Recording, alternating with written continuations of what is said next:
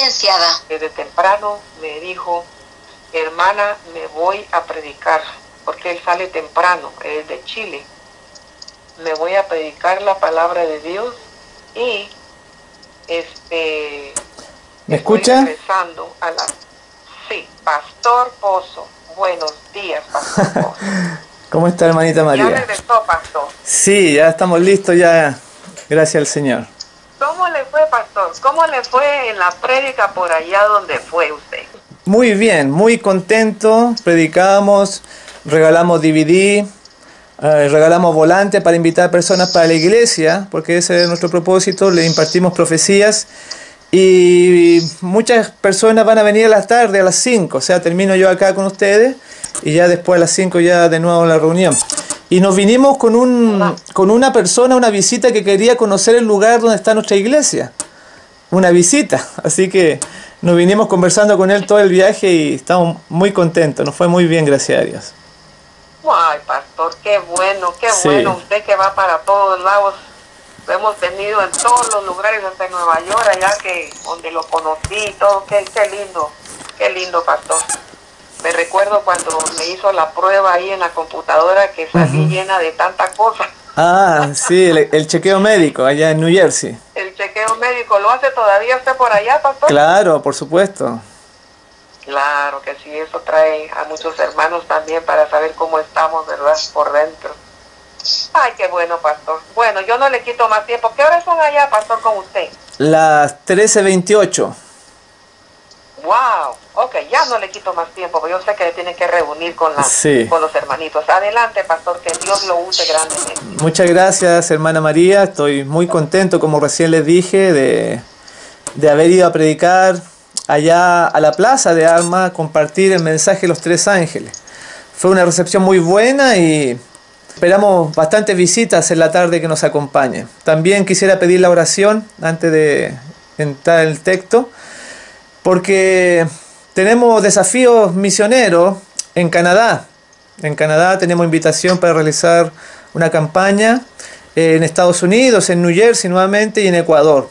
Así que les pido la oración. Estoy muy contento por todo lo que el Señor nos ha bendecido. Hace una semana atrás tuvimos un bautismo allá en un cerro, en una piscina, así que estamos llenos de bendición y contentos de compartir con ustedes y que Dios bendiga la labor que realizan ustedes en el Fuerte Clamor Final, hermana María, y a todos los que componen el equipo que trabaja ahí para difundir la palabra del Señor.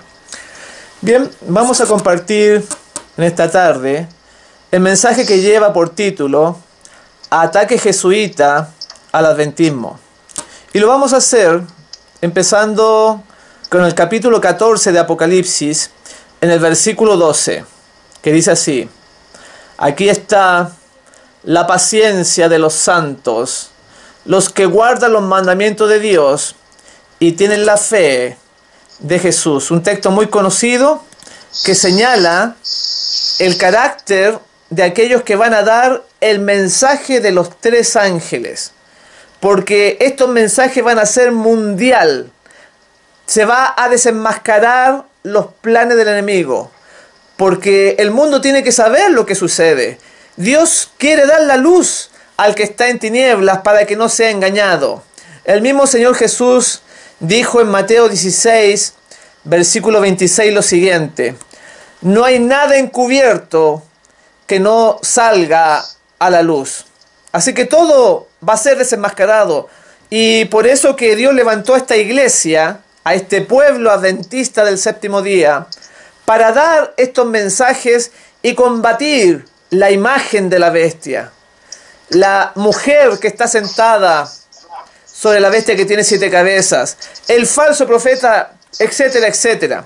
Y en Apocalipsis 17 vamos a analizar qué es estos símbolos que ya hemos visto en programas anteriores, que es importante dar el mensaje de los 3 ángeles, pero ahora vamos a desglosarlo para entenderlos un poco más, y el grave peligro que enfrentamos hoy como iglesia, como individuos, ante la persecución de los jesuitas en contra del pueblo de Dios. Y en Apocalipsis 17 dice: y me llevó en el espíritu al desierto, y vi una mujer sentada sobre una bestia escarlata, llena de nombre de blasfemia, y que tenía 7 cabezas y 10 cuernos. Y la mujer estaba vestida de púrpura y de escarlata, y dorada con oro, y adornada de piedras preciosas y de perlas, teniendo un cáliz de oro en su mano, lleno de abominaciones y de la suciedad de su fornicación. Y en su frente un nombre escrito, un misterio: Babilonia la Grande, la madre de las rameras y de las abominaciones de la tierra. Y vi a la mujer embriagada de la sangre de los santos y de la sangre de los mártires de Jesús. Y cuando la vi, quedé maravillado con gran asombro. Así que nos habla la Escritura de Babilonia, que es la raíz, es la madre de las fornicaciones y de las abominaciones que se realizan en la tierra, que le ha dado a beber al mundo un cáliz adulterado de abominaciones. Y notaron que dice ahí, en este capítulo 17, habla de que esta mujer estaba embriagada con la sangre de los santos y la sangre de los mártires de Jesús. Es muy importante eso, porque vienen tiempos difíciles que la iglesia, que el pueblo de Dios debe entender, debe profundizar, no olvidarse de que, como fue en el pasado, de persecuciones en la Edad Media, eso nuevamente se va a repetir. Y para darnos cuenta de que se está refiriendo al papado, esta ramera, esta bestia, dice en el versículo 9, y aquí hay sabiduría. Las 7 cabezas son 7 montes sobre los cuales se sienta la mujer. En un simbolismo, las 7 cabezas representan 7 montes o 7 colinas. Y en el versículos 12 y 13 nos habla de que va a tener éxito Babilonia, de que va a avanzar en sus planes, pero dice que las 7 cabezas, la bestia en la cual se sienta la mujer, tiene 10 cuernos. Estos representan, estos 10 cuernos, a 10 reyes. O sea, cuando cae el Imperio Romano, se divide en 10 partes. Así se formó lo que hoy se conoce como Europa. O sea, Europa tiene que ver también con esta profecía. Y dice acerca del que le va a entregar el poder al papado. Y los 10 cuernos que has visto son 10 reyes que aún no han recibido reino, pero por una hora recibirán autoridad como reyes juntamente con la bestia. Estos tienen un mismo propósito y entregarán su poder y su autoridad a la bestia. O sea, va a llegar un momento, y está llegando ya, que se va a instaurar un nuevo gobierno mundial para completar los propósitos y reinar sobre los países de la tierra, sobre los países de este planeta. En el versículo 18 dice, y la mujer que has visto es la gran ciudad que reina sobre los reyes de la tierra. O sea, la mujer representa una ciudad, y recién dijimos que las 7 cabezas representaban 7 montes, 7 colinas. Está identificando a la ciudad de Roma, al catolicismo, al papado, cuya ciudad, Roma, efectivamente, está sobre 7 montes, sobre 7 colinas.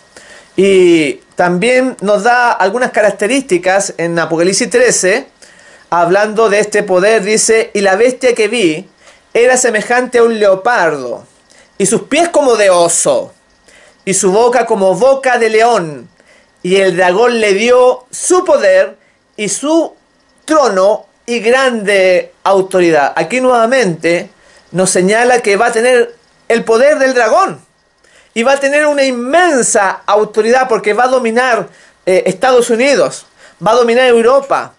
Se va a hacer una ley dominical que va a abarcar a todo el mundo para instaurar un decreto de muerte y raernos de la faz de la tierra. Así que esto es de gran importancia, mi hermano. Esto es muy necesario compartirlo. Bueno, la escritura señala que esta bestia que recién mencioné, que era semejante a un leopardo, un oso y un león, esto se debe a que el papado heredó, o es una mezcla de las enseñanzas de los antiguos imperios. O sea, el leopardo representa a los griegos, el oso a los medo-persas y el león al antiguo imperio de Babilonia. También encontramos el detalle que dice el dragón le dio el poder y su autoridad, grande autoridad, porque en realidad el instigador de todo es el dragón, o sea, el gran archienemigo que tiene Jesús. En el versículo 11 de este mismo capítulo señala a otra bestia. Después, dice la Escritura, vi otra bestia que subía de la tierra y tenía 2 cuernos semejantes a los de un cordero, pero hablaba como dragón. Este poder se refiere a los Estados Unidos, que nace como un cordero, o sea, algo bueno. Cuando este país nació, tenía ideales de igualdad y libertad. Pero ahora vemos cómo tristemente realiza guerras, golpes de Estado, autoatentados, etc. En el transcurso de los años fue cambiando y ahora habla como dragón, o sea, como el diablo. Y en el versículo 15 dice, y se le permitió infundir aliento a la imagen de la bestia, para que la imagen hablase e hiciese matar a todo el que no la adorase. Este nuevo poder que entra en escena, la imagen de la bestia, se refiere a un sistema que es similar al papado, porque se le parece, es semejante, o sea, podríamos decir que es una copia. Para entender esto debemos ver cómo trabajaba la bestia en la Edad Media. Esta daba las órdenes, pero era el poder civil el que ejecutaba sus designios. Los sacerdotes llevaban a los herejes a los tribunales y estos los mataban, o sea, el poder civil. La imagen seguirá el mismo procedimiento que la bestia, o sea, el papado, que realizó esto en la Edad Media.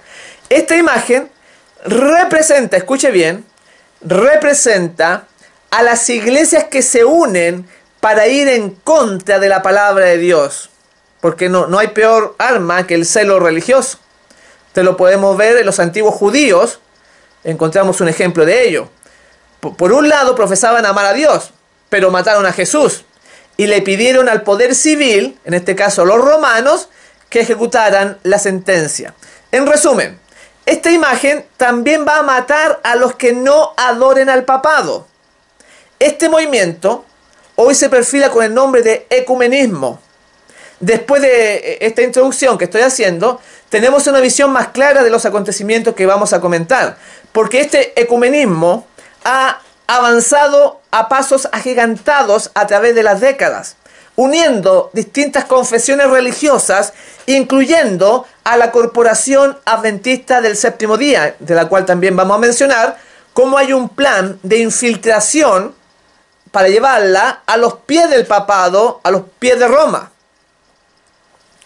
En el versículo 16 y versículo 18 dice, hablando de lo que viene, y hacía que a todos, pequeños y grandes, ricos y pobres, libres y esclavos, se les pusiese una marca en la mano derecha o en la frente, y que ninguno pudiese comprar ni vender, sino el que tuviese la marca o el nombre de la bestia o el número de su nombre.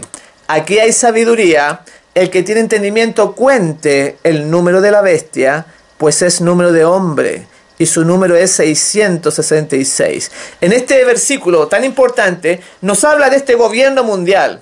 Nos habla de este poder, de la autoridad que se le da a la bestia de parte del dragón. Porque decía, y hacía que todos, pequeños, grandes, ricos, pobres, libres y esclavos, todo el mundo va a ser entrampado según la profecía. Y nosotros conocemos de que este número, el 666, que se da de distintas formas y que se aplica al papado, ustedes saben que en la tiara de los pontífices romanos aparece el título Vicario Filii Dei, que sumando las letras en latín le da 666. La otra vez, estando en Perú, en Tacna específicamente, repartiendo materiales, repartiendo volantes, nos confronta la Corporación Adventista y nos dice que no repartamos más estos volantes que hablan del mensaje de los 3 ángeles, de la bestia, el papado y todo lo que estoy explicando. Pero hay algo que me sorprendió de un pastor que me abordó para detenerme y no entregar estos volantes, que me dijo lo siguiente: lo que tú estás repartiendo es una herejía. Y yo le dije, ¿y cuál es esa herejía? Bueno, acá dice que el nombre del anticristo, el 666, es Vicarius Filii Dei. Y eso nosotros ya no lo creemos como adventistas del séptimo día.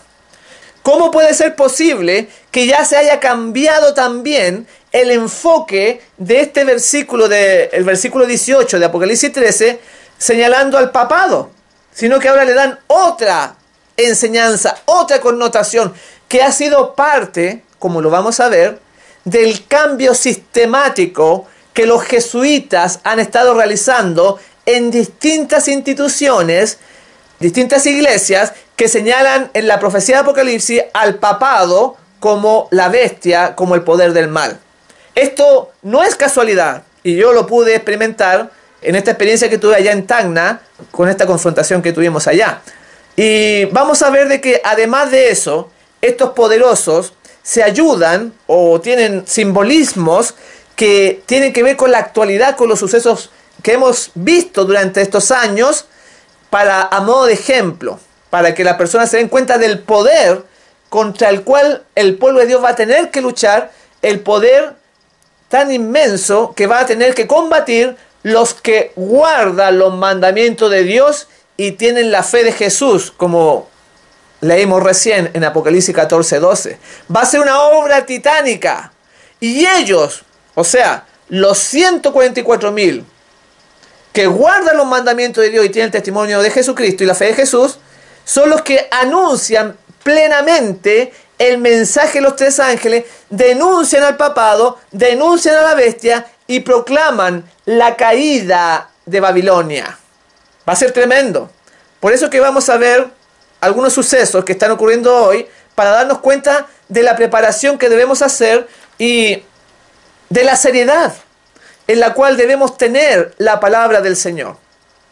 Y para ver un poquito cómo trabajan estas fuerzas del enemigo, porque la Biblia dice, no ignoramos sus maquinaciones. Y recién en el texto de Mateo decía que Jesús que todo va a salir a la luz. No va a haber nada que quede oculto. Y para explicar un poco, y sea de provecho y crecimiento espiritual para los oyentes, vamos a ver la genealogía en Génesis capítulo 5. Ahí muchas veces se pregunta, ¿qué tiene importante la genealogía? ¿Por qué Dios las puso en la Biblia? Bueno, usted se va a dar cuenta hoy día un poquito más acerca de eso. ¿Qué es lo que es la genealogía? Es la historia de la humanidad según la Biblia. Por ejemplo, ahí sale en Génesis 5:3 que el primer hombre fue Adán. Y Adán tuvo un hijo que se llama Set. Y el segundo desde Adán, según la Biblia, es Set. Después, el tercero es Enos, Génesis 5:6. El cuarto es Cainán, el 5 Mahalaleel, el 6 Yared, el 7 Enoc. Por eso que en Judas 14 dice que era el séptimo de Adán, Enoc. El octavo, dice en Génesis 5, fue Matusalén, el 9 fue Lamec, el 10 fue Noé, en Génesis 5:30. Pero dice que a Noé le nació un hijo llamado Cam, que era el número 11. ¿Qué importancia tiene Cam? Bueno, de Cam descienden lo que se conoce como los cananeos. Los cananeos siempre han sido aquellos que le hacen la guerra al pueblo de Dios. Por eso que ellos escogen el 11, no es casualidad. Tenemos nosotros que esta genealogía nos muestra algunos acontecimientos de lo que ellos manejan. Podemos ver que el uso del número 11 es abundante en distintos acontecimientos mundiales, como por ejemplo las Torres Gemelas, que fueron dadas el 11 de septiembre, no es casualidad. El terremoto de Japón, el 11 de marzo del año 2011, que hay mucha evidencia que fueron armas que se utilizaron contra Japón desde los Estados Unidos para provocar terremotos. Algunos golpes militares como el de Chile, que fue el 11 de septiembre también. Y aquí viene una cosa muy interesante, como el anuncio del nuevo orden mundial por George Bush padre. También fue dado un día 11. O encontramos también el falso viaje a la luna, que cada día hay más evidencia de que el hombre no llegó a la luna, y la máquina que se usó, la máquina espacial, fue el Apolo 11. No lo voy a explicar, porque estoy solamente dando pincelada de que hay fuerzas del mal que están trabajando desde hace décadas, desde hace siglos, y que en el tiempo del fin, los que proclamen el mensaje de los tres ángeles van a encontrarse contra un Goliat, como David se encontró con Goliat, con una lucha que parece totalmente dispareja, desventajosa para el pueblo de Dios representado por David. Y vamos a seguir con la genealogía. Continúa ella, de la línea de Can tenemos que o sea, Can, engendró a Cus. Cus es el número 12. Y Cus engendró a Nimrod, que es el número 13. Génesis 10, versículo 8. O sea, es realmente alucinante lo presentado por la escritura en la genealogía. El número 13 representa a Nimrod. Aquí se entiende por qué el nuevo orden mundial y el anticristo usan el número 13. Se debe a que Nimrod fue el fundador de la Torre de Babel, que representa, ¿no es cierto?, todo este sistema del anticristo, el primer imperio mundial en la historia. Y la primera gran rebelión, podríamos decir, que se dio en esta torre que quería llegar hasta el cielo, y ellos querían hacerse de un nombre, como el orgullo los llevó a eso. Y en Génesis 10:8 dice Nimrod, y Cus engendró a Nimrod, quien llegó a ser el primer poderoso de la tierra. Aquí aparece el primer poderoso en la historia, en el versículo 10, y fue el comienzo de su reino Babel. Estos son los orígenes de Babilonia, por eso que estoy mostrando esto, porque la mujer tenía un nombre escrito, Babilonia, la madre de las rameras. Y así estamos entendiendo cómo es el papado, está mezclado con todo esto. Los sucesos de la Torre de Babel, así como el Señor Dios utiliza símbolos para dar mensaje a la humanidad, también el enemigo usa símbolos y números para mostrar que tiene poder, que tiene fuerza. También encontramos este otro dato que se produjo en la guerra en el Golfo. Si acaso ustedes se acuerdan, tiempo atrás, esto es cuando Irak invade a Kuwait con Saddam Hussein. Se da otro paso importante para implementar un nuevo sistema de cosas. O sea, el entonces presidente George Bush, padre, acuñaba por primera vez en forma pública, mundial, la frase de que los Estados Unidos eran los únicos que podrían implantar en el mundo un nuevo orden mundial. Voy a presentar cómo en el Senado de Estados Unidos esta proclamación fue hecha. ¿Sabe qué día fue hecha? El 11 de septiembre del año 1991. Lo mismo que las Torres Gemelas el 11 que recién mostré, que el terremoto de Japón, todo lo que el Apolo 11. Ahora el nuevo orden mundial es dado el 11 de septiembre. No es una casualidad. Porque las fuerzas del mal que trabajan están durante décadas, centurias y milenios con los poderosos de la tierra para preparar al mundo para el gran día que se aproxima de dominio completo, en el cual tú y yo, mi hermano, lo veremos. Nosotros somos la última generación. Y aquí usted va a entender por qué los sucesos que se están dando en nuestro tiempo. Por ejemplo, en nuestros días, en el año 2013, ocurre un evento inesperado. El Papa Benedicto XVI presenta su renuncia al pontificado. Esto fue una noticia mundial, porque una renuncia del Papa estremeció todas las cadenas de radio, televisión. ¿Y en qué día presentó su renuncia? Lo hizo el día 11 de febrero del año 2013. O sea, otra vez aparece el 11, misteriosamente, ¿no? Además, ese mismo día que renuncia, cayó un rayo en el Vaticano. Increíble, en la cúpula le pega directamente en la punta de la Capilla Sixtina y quedó filmado esto. Fue noticia en la prensa escrita y en los noticiarios de televisión. Pero, ¿qué quiere decir esto? ¿Qué querrá decir la caída de un rayo en la cúpula del Vaticano? Y más extraño aún, el mismo día que el Papa Benedicto XVI renuncia al cargo pontificio. Bueno, en las Sagradas Escrituras encontramos la respuesta del significado del rayo. El Señor Jesús dijo en el Evangelio de Lucas, en el capítulo 10, versículo 18, yo veía a Satanás caer del cielo como un rayo. O sea, la caída de este rayo se relaciona con el enemigo, el ángel caído. Quiere decir que desde ese momento el enemigo de Dios toma el control completo del Vaticano. Qué coincidencia que después de la salida de Benedicto XVI, por primera vez en la historia del papado, llega un jesuita a tomar el control de la Iglesia Católica. Hace su entrada a escena el Papa Francisco I. ¿Y en qué día fue elegido Papa? Afírmense por favor, porque fue elegido el 13 de marzo del año 2013. Lo mismo que estamos viendo con Nimrod allá en la genealogía bíblica de Génesis capítulo 5. Ahora el Papa, días después que renuncia Benedicto XVI, el día 11, ahora el día 13 de marzo del año 2013. Otra cifra espectacular.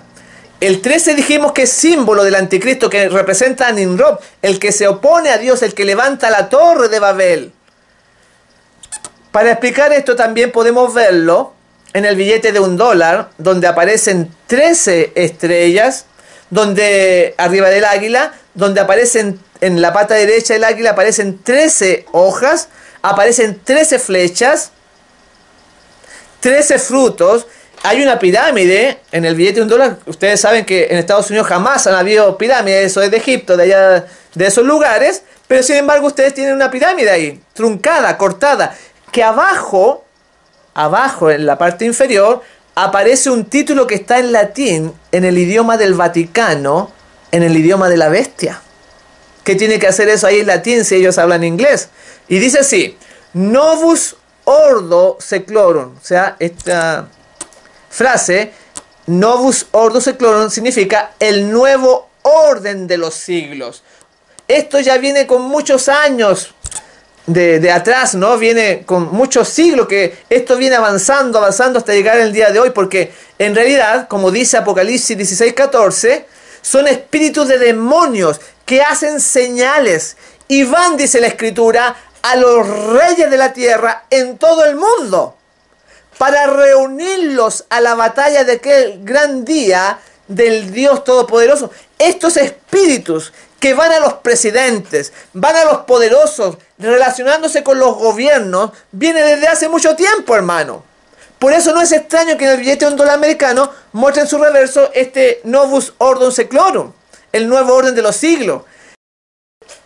Tenemos muchas cosas que ir hilando, porque todo va a ser desenmascarado y vamos a ver el poder grande que tiene el enemigo y la preparación grande también que se debe hacer en nuestro carácter, en nuestro corazón, en la humildad, en la sencillez, para ser representantes de Jesús ante el mal que quiere apoderarse de todo este planeta, para que Jesús no vuelva y no encuentre fe. Y nuestra misión es preparar el camino del Señor en todas las áreas, en la salud, en lo espiritual, en el hogar, en el trabajo, en todo ámbito de la vida. Debemos ser como el Maestro. Y ahí, arribita de este título, abajo de la pirámide, en números romanos aparece el año 1776. Aunque en principio se piensa que se incluyó por ser el año en que los Estados Unidos ganó su independencia, ¿cierto? Todo el mundo piensa eso. Pero la verdad es que tiene más significado del que se le atribuye, porque en el año 1776 fue cuando los Illuminatis fundaron su organización secreta. La fecha exacta fue el 1 de mayo del año 1776. En un libro, el escritor Ralph Epperson, en su libro La mano invisible, relata que el 1 de mayo de 1776 se fundaron los Illuminatis por Adam Weishaupt, sacerdote jesuita y profesor en la Universidad de Bavaria. Vean cómo están metidos los jesuitas, esta orden que es parte de la Iglesia Católica y que son los defensores del papado. Esta parte donde este profesor inicia esta sociedad secreta es actualmente parte de Alemania, en Bavaria. Esta fecha, el 1 de mayo, es celebrada como el Día del Trabajo, pero tiene otras connotaciones más oscuras. El 1 de mayo fue beatificado además el Papa Juan Pablo II. Qué casualidad que fue justo el día del aniversario de los Illuminati. Desde el día de su muerte del Papa Juan Pablo II, que fue en el año 2005, hasta su beatificación el 1 de mayo del año 2011, hay 6 años. El número 6 también tiene que ver en todo esto, pero no lo vamos a explicar. La vida de este famoso Papa está llena de simbología. Sufre el atentado en contra de su vida el día 13. Miren que cómo aparece nuevamente el día 13. Bueno, fue específicamente el día 13 de mayo de 1981 en la Plaza San Pedro. Asume a los 58 años y es un papa especial porque el nombre de Juan Pablo II, como ustedes saben, en alguna oportunidad se ha enseñado que da 666, igual que el vicario Filidei que mencioné recién, que da 666. Es muy interesante todo lo que estamos viendo. Tenemos otro dato impactante. El supuesto autor, escuche bien, el supuesto autor del atentado a las Torres Gemelas, que se dice que fue Osama Bin Laden, aunque fue un autoatentado, y su muerte de Bin Laden por parte de soldados americanos se produjo, adivinen la fecha, se produjo el 1 de mayo del año 2011. El mismo día, o sea, el mismo día que el Papa Juan Pablo II era beatificado, se daba muerte a Bin Laden. Así que encontramos una variedad de mensajes relacionados unos con otros que muestran estas labores de estos agentes del mal que vienen desde hace muchos siglos atrás. También tenemos esto de la pirámide, que aparece en el billete de $1, como el investigador Klaus Dona da a conocer los hallazgos del ingeniero Elías de Sotomayor. Este ingeniero, en el año 1984, estaba buscando oro en la cueva de los Tallos por allá en Ecuador. Pero para su sorpresa, encontró variados artefactos arqueológicos muy antiguos. Entre ellos, escuche bien, una pirámide con un ojo en la parte superior y con 13 peldaños. Igualita que la pirámide que aparece en el billete de $1, pero esto fue encontrada en Ecuador. Hace mucho tiempo ahí estaba escondida. ¿Cómo explica usted eso? Porque realmente la labor de los 144.000, la labor de los que guardan los mandamientos de Dios y tienen la fe de Jesús, va a ser tremenda, muy importante. Va a quedar demostrado que sí se puede hacer la voluntad de Dios, que sí se puede guardar los mandamientos y que sí se puede tener el carácter de Jesús y la misma fe del Hijo del Hombre. La historia se vuelve a repetir. No hay nada nuevo debajo del sol. Se aproxima un nuevo sistema de cosas en donde los disidentes serán tratados con severidad, con multas, cárcel y finalmente la muerte. Este es el plan final: exterminar al pueblo de Dios. Y usted sabe que todo hermano que se quede en las ciudades, cuando venga el decreto dominical, que es la última señal para huir, será tratado como esclavo. Si no es muerto, va a ser tratado como esclavo en este nuevo sistema. Usted puede leer Apocalipsis 18, ahí sale eso.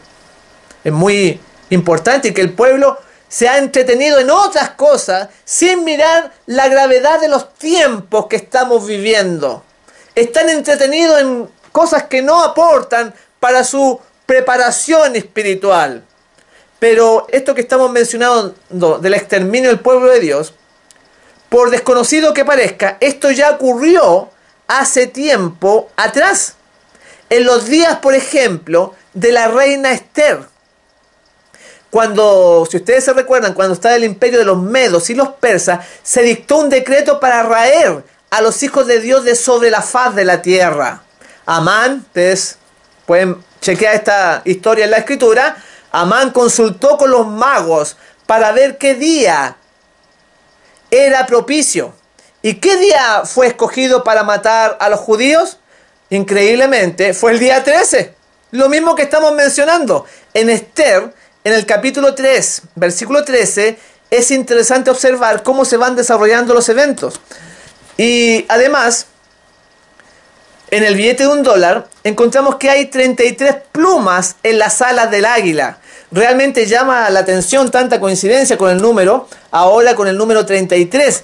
que es el grado máximo de la masonería. Se encuentra en variadas ubicaciones geográficas en todo el mundo, a sucesos importantes que se dan en el paralelo 33. Pero no solo lo encontramos ahí, además en hechos importantes como la muerte del Papa Juan Pablo I, que fue un papa que duró muy poquito tiempo, que muere a los 33 días de su pontificado.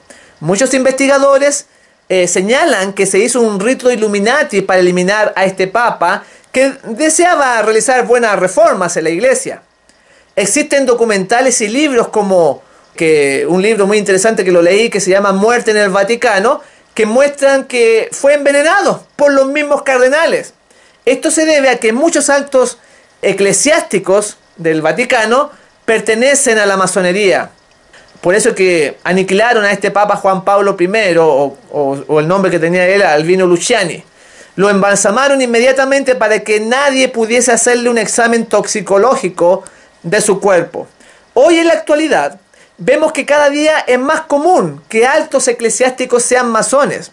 En el programa de RT, Desde la Sombra, el periodista Daniel Stulin entrevista al sacerdote Paul Kramer, profesor de teología y escritor de numerosos libros, quien declaró que a Benedicto XVI le preguntaron ¿cuál era la mayor amenaza o peligro para la Iglesia Universal? Y él contestó que era la masonería, porque se basa en la religión de misterios más antiguas. Así que esto viene de mucho tiempo atrás. La entrevista continúa con la declaración: sin duda alguna, la Iglesia ha estado bajo influencia masónica desde el reinado de Paulo VI. En estas declaraciones podemos notar el gran poder de estas sociedades secretas. Es por eso que aparecen tantos símbolos ocultos y otros más que no voy a mencionar, que estaban en el billete de $1, sino que vamos a decir en esta parte, recapitulando, que este número 13 que aparece en los escalones de la pirámide no está por coincidencia. Podemos observar que hay 13 estrellas, como recién dije, en la parte de arriba del águila. Las franjas en el escudo del águila son 13, tiene 13 estrellas. En la parte izquierda tiene una rama con 13 hojas y 13 frutos. Además tenemos que la Virgen de Fátima se apareció el día 13. El atentado de Juan Pablo II fue el 13. Y la fecha que asume este papa actual, este papa argentino, Francisco I, es el 13 de marzo del 2013. Y escuche bien, si usted suma esta fecha, 13 de marzo del año 2013, le va a dar 13 también. Tendríamos el 13, 1 más 3, da 4, más el mes de marzo, que da 3, da 7, y el 2013 más el 2 da 9, más el 1 da 10, y más 3 le da 13. Es sorprendente ver tanta coincidencia en estos datos, que no debemos olvidar.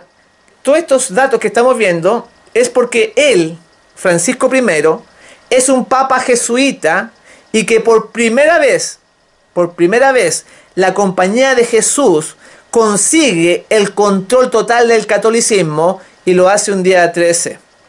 El cargo máximo al líder jesuita se le conoce como el Papa Negro, porque en realidad es el que comanda a esta fuerza que protege al Papa, pero ahora se ha juntado el Papa Blanco, que es el Papa que da la cara, y ahora con el Papa Negro. Antiguamente el Papa Negro daba las órdenes detrás de bambalina al Papa de turno, pero ahora esos dos cargos se han unido. Y también, bueno, vamos a explicar un poco cómo esto ha afectado a la Iglesia Adventista o la Corporación Adventista, porque no solamente vamos a tener que tener el carácter de Jesús, los que guardan los mandamientos de Dios y tienen la fe de Jesús, sino que además está siendo infiltrado este movimiento adventista, y por eso que ustedes encuentran en la estructura mundial 13 divisiones: la división sudamericana, la división europea, etcétera, etcétera. Si usted empieza a contar, son 13. Y vamos a ver cómo el centro de todo esto, la conferencia general, usted la encuentra en Maryland. O sea, Maryland quiere decir la ciudad de María. Es muy interesante, así que vamos a ahondar más, porque todo va a salir a la luz. Va a ser desenmascarado. El mensaje del tercer ángel va a ir avanzando hasta el inevitable triunfo en el segundo regreso de nuestro amado Señor Jesús. Va a estar preparado el camino, va a quedar todo bien claro, para que nadie se pierda, sino que decida con conocimiento, con información, con la escritura. Los jesuitas, esta orden que estoy mencionando, trabajan con los individuos desde la niñez. Debido a eso, se dedican a ganar mucha influencia en los colegios y universidades. Hacen una obra de beneficencia coordinada para así ampliar su influencia. Parece bueno, ¿no? Parece una obra social, pero el blanco real, oculto, a conseguir es derribar los poderes soberanos de los estados y naciones. No es solamente una cuestión de dominio de las iglesias.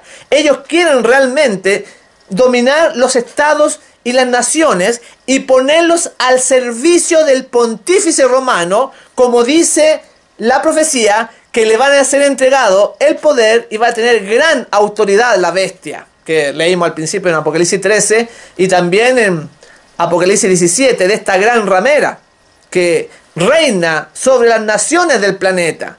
El periodista Daniel Stulin, que mencionamos recién, define muy bien a este movimiento dentro del catolicismo y dice así: la Compañía de Jesús hoy en día es una fuerza rígidamente disciplinada con más de 50.000 miembros en el mundo.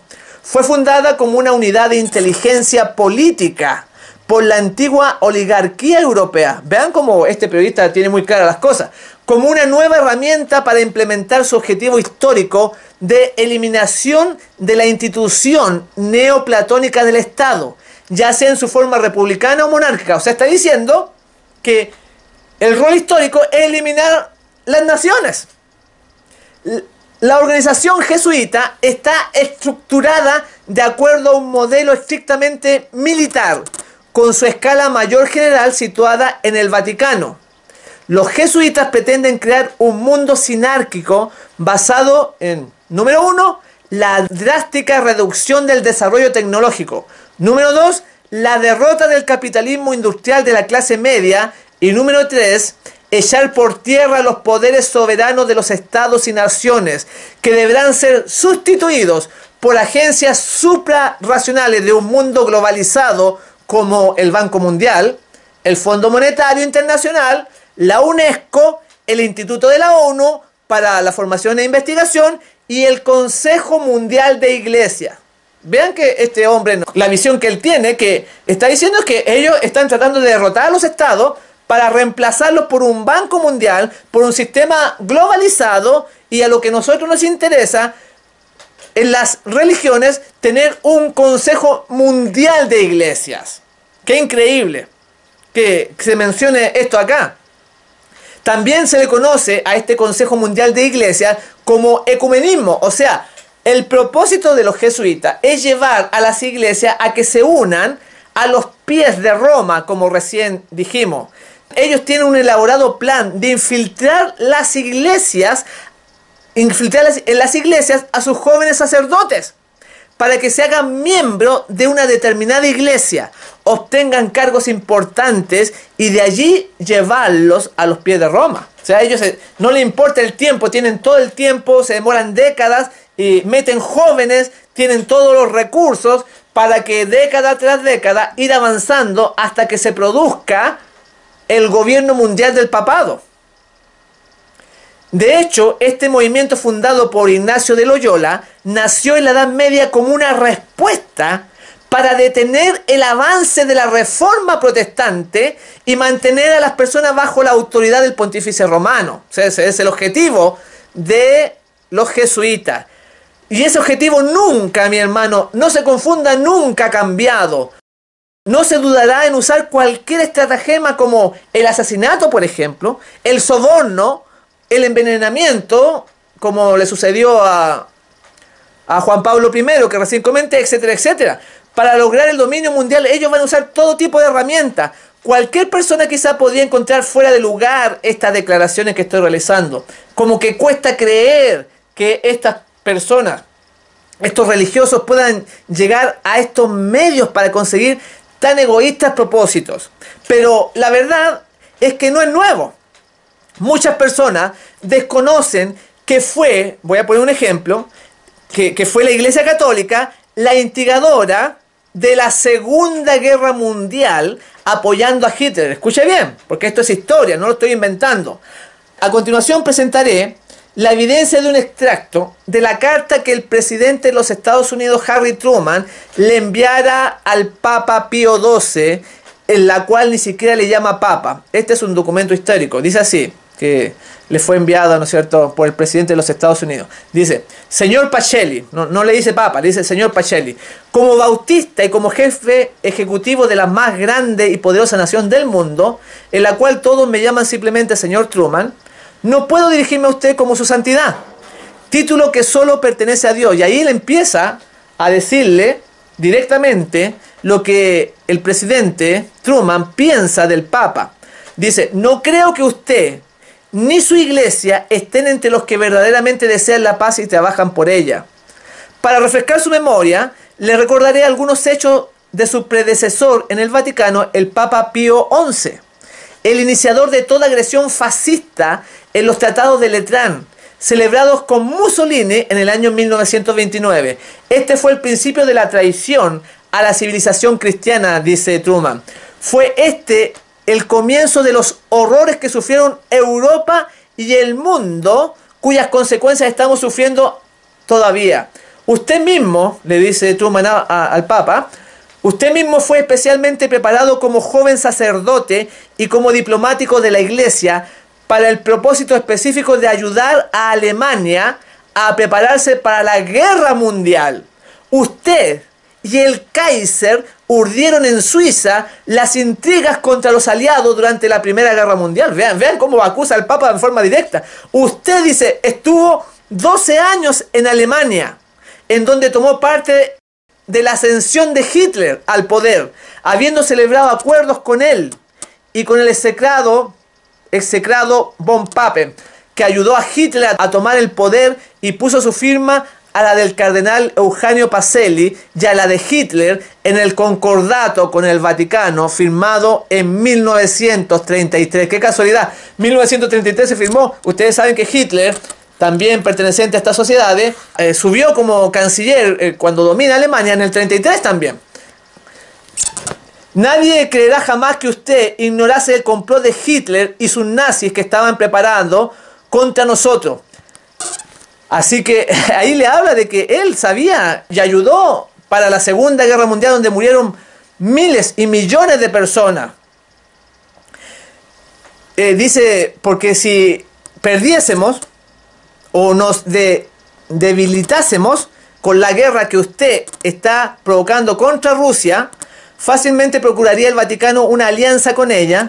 Su predecesor, el Papa Pío XI, declaró públicamente que él haría pacto con el diablo mismo si conviniese a los intereses de la Iglesia.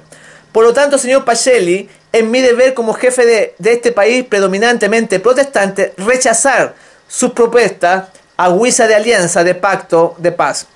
Los que comen en el plato en que el diablo está comiendo deben usar una cuchara muy larga, sigue diciendo Truman. Bueno, y ahí sigue la carta, pero estaba terminando. Sinceramente suyo, Harry Truman, presidente de los Estados Unidos. Ahí lo acusa al papado de ser el instigador de la Segunda Guerra Mundial. Están aliados con esta gente de Italia, los fascistas. Y ustedes ven cómo murió tanta gente. Así que es posible, ciertamente es correcto de que ellos, tanto los jesuitas como el papado, no les va a importar qué herramientas usar para llegar a controlar el dominio de este planeta. Por eso que vivimos tiempos difíciles, mis hermanos. Es un tiempo de abrir los ojos, es un tiempo de despertar, de acercarnos más a Jesús, de acercarnos más a Dios. Pero no todos van a entender, porque el entendimiento va a ser de acuerdo a una vida de entrega, de santidad, de cambio de corazón. Por ejemplo, en Daniel 12, que también hay unas tremendas profecías que quizás más adelante podamos compartir. Daniel 12, del 8 al 10, versículo 8 al 10 dice: y yo oí, mas no entendí, y dije, Señor mío, ¿cuál será el fin de estas cosas? Ustedes saben que Daniel le pregunta y le explican que va a venir un tiempo de angustia, Miguel se levantará, la ciencia aumentará, y entonces él pregunta, Señor mío, ¿cuál será el fin de estas cosas? Él respondió, anda Daniel, pues estas palabras están cerradas y selladas para el tiempo del fin. Y aquí viene la parte que queremos destacar. Versículo 10. Muchos serán limpios y emblanquecidos y purificados. Los impíos procederán impíamente, y ninguno de los impíos entenderá.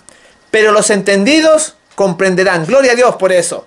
Porque acá dice que aquellas personas que se están preparando, que se están alejando del mal, dice que ellos van a entender. Pero los impíos, aquellos que no se limpian, que no se preparan, que no son emblanquecidos ni purificados, dice, ninguno de los impíos entenderá. Porque esto, mi hermano, de la palabra de Dios, las profecías, los eventos, el carácter de Jesús, la Biblia, se entiende en forma espiritual. Y para entenderla, usted debe ser espiritual.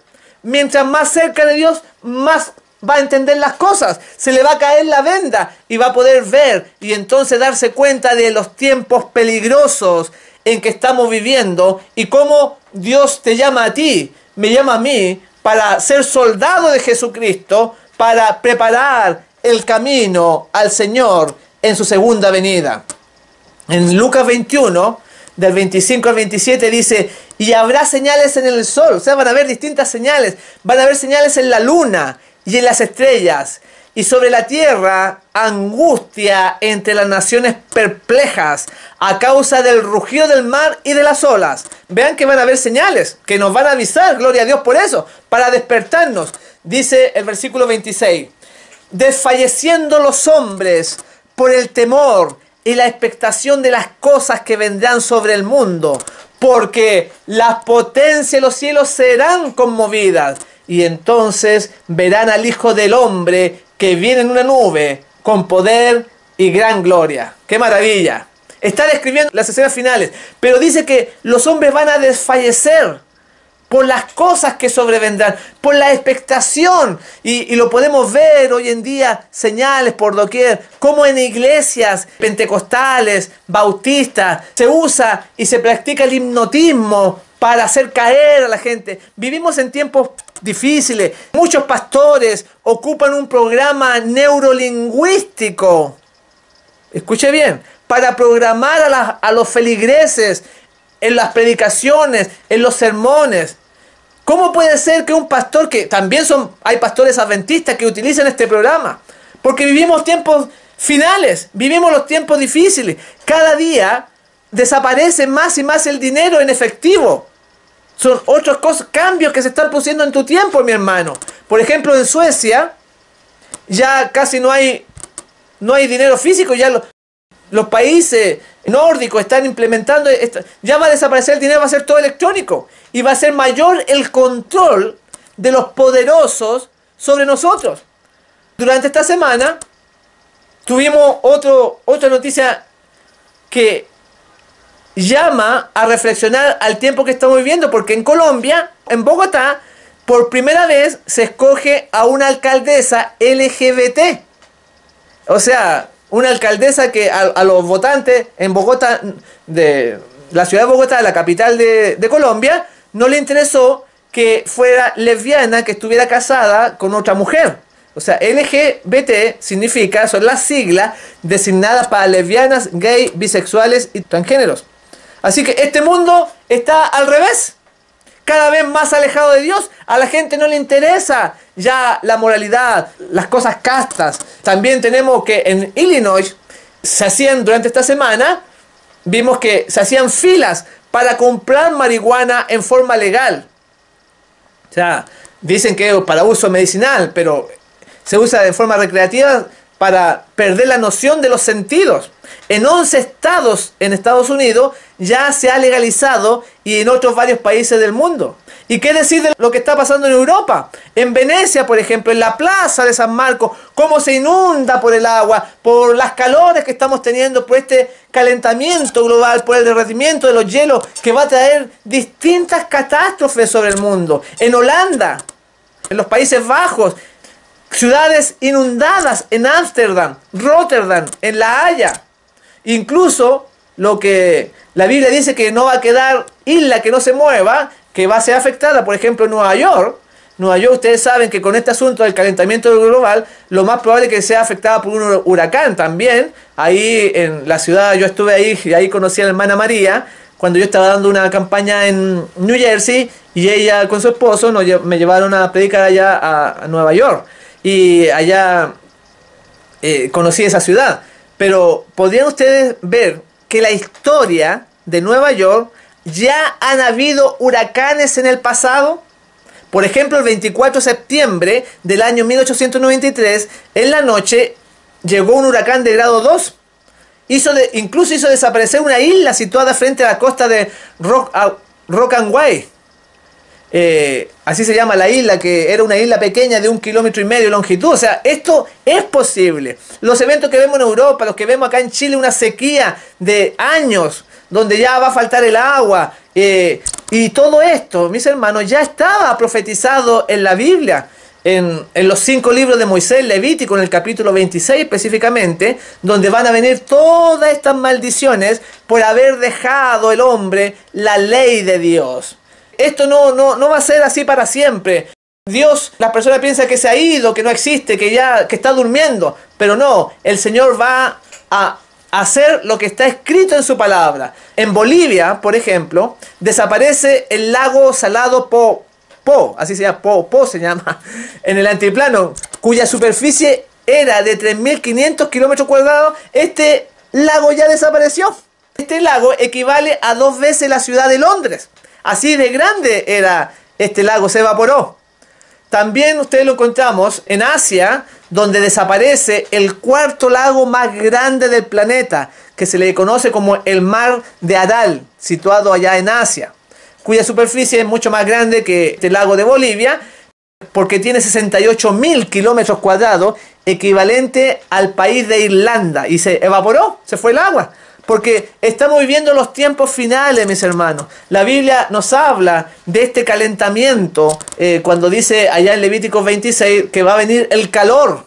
Son 7 castigos que van a venir sobre la humanidad. O sea, el primero va a ser el terror, que ya vino con las Torres Gemelas, la extenuación o debilitamiento del 2008, con este debilitamiento económico mundial, con el crash que se produjo allá en septiembre, y del 2015 en adelante tenemos esta calentura que habla Levítico 26, donde habla de este calor. Y después señala, porque son 7, es el tercero, el calor, después viene el hambre y después vienen las persecuciones. Así que no lo voy a desglosar, pero todo esto tiene un asidero en la palabra de Dios.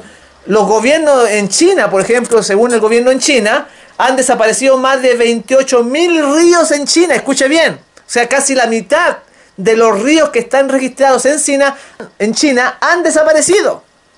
La disminución de los acuíferos en el mundo es grave. Por ejemplo, en la India o Pakistán o el norte de África. Pero el acuífero que más ha sufrido el descenso de sus aguas es el acuífero árabe, cuyas aguas son utilizadas por más de 60 millones de personas. O sea, han desaparecido lagos, los acuíferos están disminuyendo. Ahora se prevé que va a desaparecer aquí en California el lago Cachuma, allá en los Estados Unidos, también va a desaparecer. Entonces, la profecía dice, va a venir terror, extenuación, calentura y hambre. O sea, después ya los 7 años que estamos viendo de calentamiento, después se va a agregar lo que es el hambre, producto de este calentamiento global que estamos viviendo. Y por eso que vivimos en tiempos difíciles. En Daniel 12 nos habla de este tiempo, de esta época final, antes del regreso de Jesús, como recién lo mencioné. En el versículo 1 dice, en aquel tiempo se levantará Miguel, el gran príncipe que está de parte de los hijos de tu pueblo, y será tiempo de angustia, mi hermano, cual nunca fue desde que hubo gente hasta entonces. Pero en aquel tiempo será libertado tu pueblo, todos los que se hallen escritos en el libro. Y esa debería ser nuestra preocupación. ¿Soy salvo? ¿Está mi nombre escrito en el libro de la vida? ¿Estoy preparado para este evento, el más grandioso de la historia de la humanidad? Cada uno debe hacerse esa pregunta y ver cómo se prepara, porque esto viene a todo tren.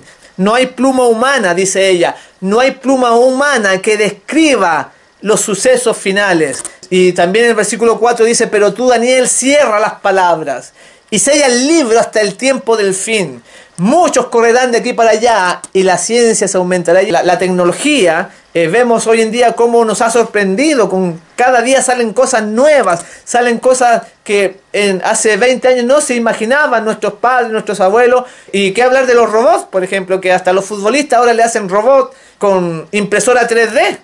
O qué hablar de los hologramas, que cantantes que ya estaban muertos, como Elvis Presley supuestamente, o Michael Jackson, siguen cantando, siguen dando recitales, pero ahora como hologramas, que parecieran que estuvieran vivos.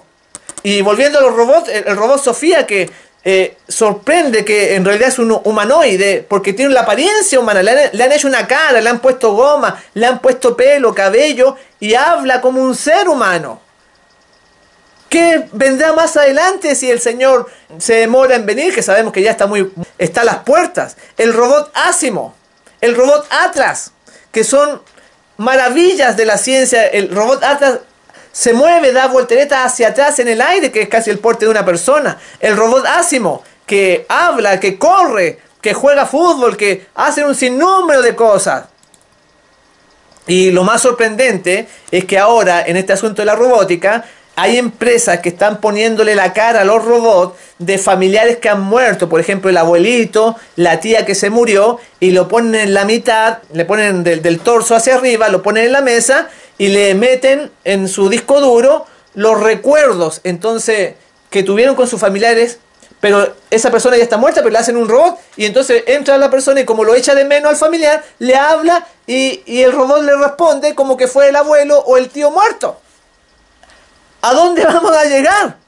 O sea, ¿cuándo la máquina se va a convertir en persona? Porque lo hacen igualito. Si Dios destruyó a los antediluvianos por hacer amalgamaciones entre hombre y animal, ¿qué pasará ahora que el hombre está haciendo estas cosas? Tenemos autos sin conductor, que ya es real. Sobre todo ahora que viene la tecnología 5G. Hay autos que vuelan. Etcétera, etcétera. ¿Y qué hablar de... Vivimos en tiempos difíciles. ¿Qué hablar de las religiones? ¿Qué hablar de aquellos movimientos que han salido en forma pura, pero que lamentablemente con el tiempo la bondad se transforma en odio? La humildad se va cambiando en orgullo. El amor va formando parte de la vanidad. El fervor en frialdad. Las iglesias comenzaron bien en la reforma protestante, pero fueron cambiando. ¿Por qué? Porque la Biblia señala claramente cómo iba a ser ahora el desarrollo espiritual que vamos a hablar de esta Babilonia, una Babilonia política que hablé recién un poquitito, y ahora la Babilonia espiritual en las iglesias. ¿Por qué esta reforma se detuvo? ¿Por qué ahora los luteranos están con Roma? Porque se ha hecho un trabajo interno de los jesuitas y que van a proclamarlo como el soberano de este mundo. En Hechos, en el libro de Hechos, en el capítulo 20, en el versículo 28 nos da la clave para entender por qué pasan estas cosas, se transforman los movimientos y decaen y van a los pies de Roma. Dice así: mirad por vosotros y por todo el rebaño en medio del cual el Espíritu Santo os ha puesto por obispos para apacentar la iglesia del Señor, que Él ganó con su propia sangre. Sé que después de mi partida entrará entre vosotros lobos rapaces que no perdonarán al rebaño. Y de entre vosotros mismos se levantarán hombres que enseñarán cosas perversas para arrastrar a los discípulos tras de sí.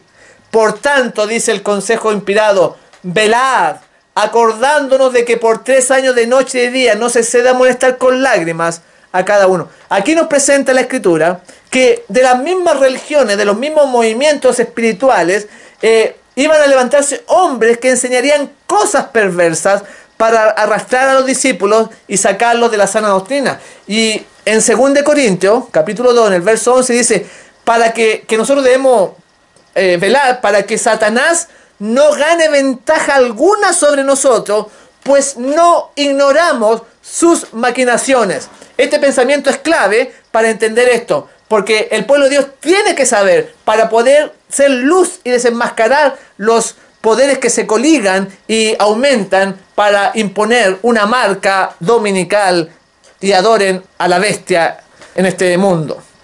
En 2 Tesalonicenses, en el capítulo 2, del 8 al 10, dice, y entonces, cuando ocurran todas estas cosas, será revelado ese inicuo, a quien el Señor matará con el espíritu de su boca y destruirá con el resplandor de su venida. Inicuo, cuya venida es conforme a la actividad de Satanás, con todo poder y señales y prodigios mentirosos, y con todo engaño e iniquidad para los que se pierden, porque no recibieron el amor de la verdad para ser salvos. Una declaración tremenda, porque señala de que el enemigo va a venir con poder, con señales, con engaños de iniquidad. ¿Para quiénes? Para aquellos que no han recibido la verdad, no la quieren recibir. Ellos no andan de acuerdo a un escrito está. Ellos no dicen a la ley y al testimonio. Porque para identificar los falsos profetas, para identificar los falsos magos, como el caso de Faraón, los terremotos formados por el enemigo y todo lo que está pasando, hay que ser espiritual. Hay que andar a lo que dijeron la ley, los 5 libros de Moisés y el testimonio de los profetas de Zacarías, Ezequiel, Jeremías, todos esos profetas. A eso está refiriendo todo el Antiguo Testamento. Y en el conflicto de los siglos habla de lo que está sucediendo hoy en día. En la página 554 dice: los protestantes se han entremetido con el papado y lo han patrocinado. Han hecho transigencias y concesiones que sorprenden a los mismos papistas y les resultan incomprensibles. Los hombres cierran los ojos ante el verdadero carácter del romanismo, ante los peligros que hay que temer de su supremacía. Hay necesidad de despertar al pueblo para hacerle rechazar los avances de este enemigo peligroso de la libertad religiosa y civil. Acá dice que los protestantes se han entrometido. Y tristemente voy a dar una noticia, porque los hombres han cerrado los ojos ante el verdadero carácter del romanismo, ya no lo consideran tan vil. Y hay una noticia que se ha dado durante muchos años y que he investigado, que es del pacto de no agresión que se ha hecho entre el catolicismo y la Iglesia Adventista del Séptimo Día. Esto es muy tremendo porque tiene que ver con la cita que hemos leído, que se han hecho concesiones, se han hecho transigencias con los papistas y que hasta ellos mismos se sorprenden.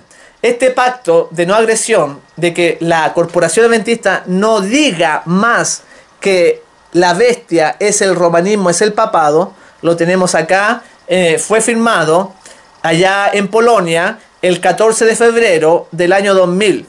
Y voy a mostrar esto como un ejemplo de que lo que antes era puro, de lo que antes era limpio, lo que antes era bueno, ha ido declinando con los años y con las décadas. En la página oficial de la Iglesia Adventista de Seventh Adventist Church, la oficial dice así: la Iglesia Adventista no puede ser tratada como una secta. Esto es lo que ellos mismos publican de lo que se firmó entre adventistas y católicos allá en Polonia. O sea, ellos no quieren ser tratados como secta. Dice así: la Iglesia Adventista del Séptimo Día no puede ser tratada como un nuevo movimiento religioso o como una nueva secta. Declara un comunicado conjunto elaborado por la Iglesia Católica Romana y la Iglesia Adventista. ¡Qué tremendo! Ahí esto es un documento oficial, no es algo inventado ni nada. Sigue diciendo: reconociendo la autonomía y la independencia de los demás, el documento fue emitido tras 15 años de diálogo dirigido a una mejor comprensión de las enseñanzas y prácticas de la Iglesia Católica y Adventista, así como a mejorar las relaciones sin comprometer la identidad de los demás. Aquí está mencionando de que esto les ha llevado años, 15 años. O sea, si fue firmado en el año 2000, las tratativas comenzaron en el año 1985. Imagínense, sin saberlo muchas veces en la feligresía. La declaración fue firmada, sigue diciendo, por representantes de las iglesias, entre ellos el pastor Vladislao Polok, presidente de la Iglesia Adventista en Polonia, y el arzobispo Alfons Nosor, que tiene que ver con la Comisión Episcopal Polaca para Asuntos Ecuménicos. O sea, esto es un documento oficial de lo que pasó allá, de lo que firmó la Iglesia Adventista con la Iglesia Católica. Sigue diciendo: con pesar, reconocemos casos cuando los diferentes círculos religiosos y cívicos han negado el estatus eclesiástico de la Iglesia Adventista del Séptimo Día, incluso refiriéndose a ella como una secta.